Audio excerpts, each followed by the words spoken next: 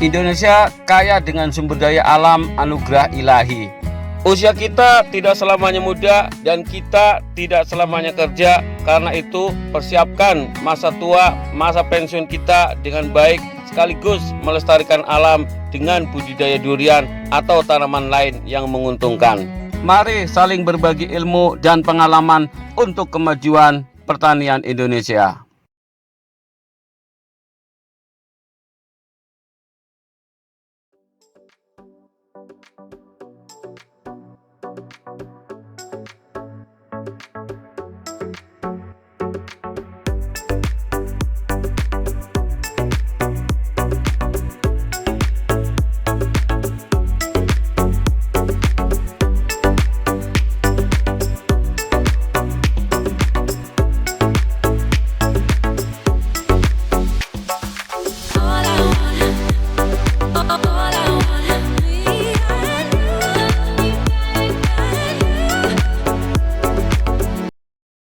Assalamualaikum warahmatullahi wabarakatuh.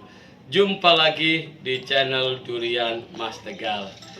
Teman semuanya, pada kesempatan kali ini saya akan melakukan update mengenai tanaman anggur yang ada di depan rumah saya. Pada postingan sebelumnya saya sampaikan bahwa dimanapun kita berada, sedapat mungkin kita harus produktif ya teman-teman semuanya. Bahkan di depan rumah yang terkadang memiliki lahan terbatas, kita juga berusaha untuk produktif.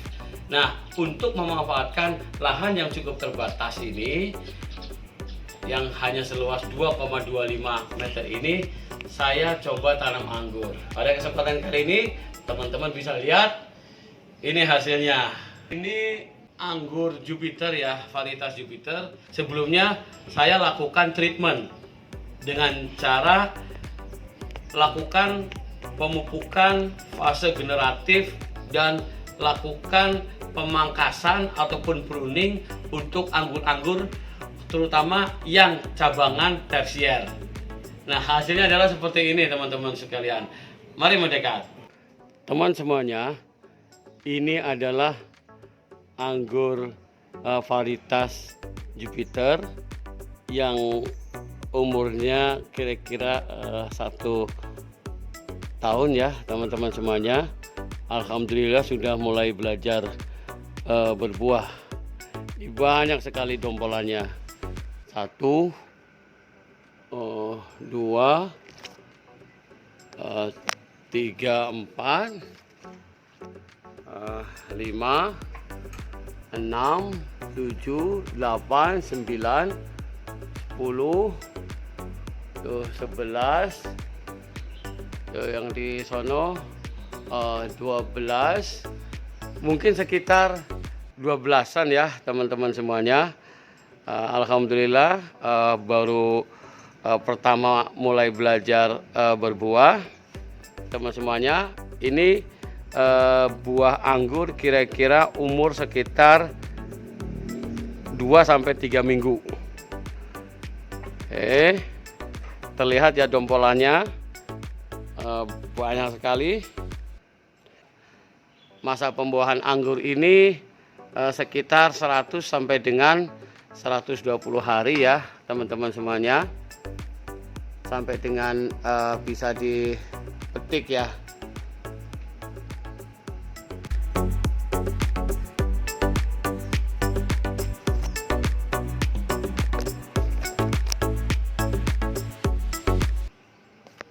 Saya ingin berbagi tips ya terkait dengan proses pembuahan anggur ini ya teman-teman semuanya. Karena ada beberapa permintaan dari temen nih, Pak, saya udah nanam anggur tapi sudah 1 tahun lebih tidak berbuah. Kenapa Pak? Sementara Bapak baru nanam hampir belum nyampe 1 tahun, ini malah sudah berbuah dengan baik. Jadi memang ada beberapa faktor ya yang bisa mengakibatkan proses pembuahan anggur ini berjalan dengan baik ya. Tidak serta-merta teman-teman tanam kemudian dibiarin saja ya, pastinya tidak akan berbuah sesuai dengan harapan. Jadi kami sampaikan beberapa tips berikut ini untuk proses pembuahan anggur. Teman semuanya, berikut adalah tips pembuahan anggur. Tips pembuahan anggur meliputi beberapa faktor. Yang pertama, faktor media tanam. Yang kedua, faktor sinar matahari. Yang ketiga, faktor pemangkasan atau pruning. Yang keempat, faktor pemupukan. Dan yang kelima, faktor pengairan. Yang pertama adalah faktor media tanam. Jadi teman-teman semuanya, sebaiknya gunakan media tanam yang bagus ya untuk kebutuhan anggur untuk tumbuh kembangnya. Intinya adalah anggur ini tidak mau tanahnya itu terlalu basah. Dia suka tanah yang kering ya, tapi kebutuhan airnya terpenuhi. Banyak kasus itu anggur ini mati karena media tanamnya terlalu basah.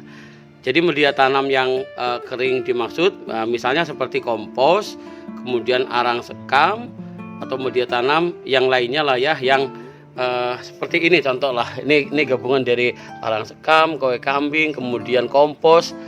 Ada yang bilang, Pak itu bisa nggak tanam anggur di pot? Bisa saja. Tanam anggur di pot juga bisa berbuah sepanjang tadi itu media tanamnya juga terpenuhi dengan baik, kebutuhan nutrisinya juga terpenuhi dengan baik, ya pastinya akan berbuah. Yang kedua adalah faktor kecukupan sinar matahari. Jadi teman-teman, ini mutlak ya buat teman-teman yang mau tanam anggur ya. Kecukupan sinar matahari ini menjadi faktor yang utama nih dalam proses budidaya anggur ini ya. Anggur ini basically suka yang terang ya, dapat sinar matahari langsung. Ini sangat membantu untuk proses tumbuh kembangnya dengan baik ya. Jika anggur itu ditanam di dalam ruangan yang tertutup, pastinya akan beda, karena anggur ini tanaman luar ya teman-teman semuanya. Dia lebih suka yang panas, dia lebih suka yang kering, dia lebih suka kena langsung paparan sinar matahari untuk proses fotosintesisnya berjalan dengan baik. Karena itu teman-teman semuanya, sebaiknya jika mau tanam anggur, siapkan lahan rambatan. Nah ini contoh ya terkait dengan lahan rambatan anggur ya. Tujuannya tuh apa? Nah, rambatan anggur ini tujuannya salah satunya ya tadi memastikan bahwa anggur ini terpapar oleh sinar matahari. Sebaiknya sih secara langsung ya, kalaupun tidak langsung juga biasanya di atasnya ditutup sedikit kanopi plastik ya, itu nggak masalah juga. Tapi intinya kebutuhan dia terhadap sinar matahari itu sangat besar sekali, sangat dominan sekali. Oke, nah ini contoh lahan rambatan yang saya buat ya untuk proses tanam anggur ini. Faktor yang ketiga adalah pruning ataupun pemangkasan. Anggur ini adalah tanaman yang merambat. Karena tanaman yang merambat, maka proses untuk pemangkasan itu menjadi mutlak dilakukan. Karena kalau dibiarkan saja, dia tidak akan tumbuh dengan baik. Itu akan serabutan kemana-mana. Jadi dalam proses pemangkasan ini, teman-teman harus bisa menetapkan mana yang menjadi batang utama, kemudian batang sekunder, sama yang batang tersier. Nah, jadi atau orang nyebutnya ada yang cabang utama, cabang sekunder, sama cabang tersier. Ini harus bisa teman-teman siapkan dengan baik. Faktor yang keempat adalah faktor pemupukan.